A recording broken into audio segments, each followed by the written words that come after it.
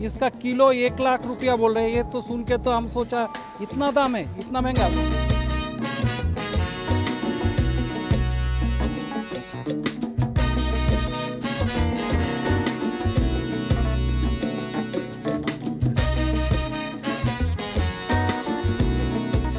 यहाँ पे इतना वैरायटी का आम देखा है ना, हम इतना आम बाजार में भी नहीं देख पाया। इसका किलो 1 लाख रुपया बोल रहे हैं। ये तो सुन के तो हम सोचा इतना दाम है, इतना महंगा।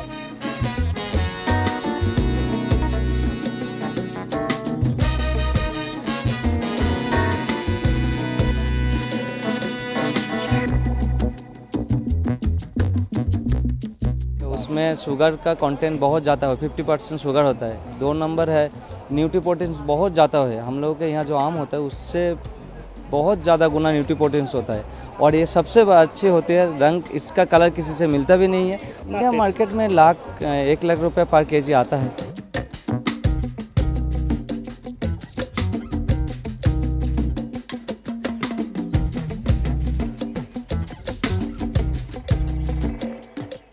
ये बांग्लादेश से हम ला के आए थे, वहाँ से ग्राफ्टिंग चारा मुझे मिला था।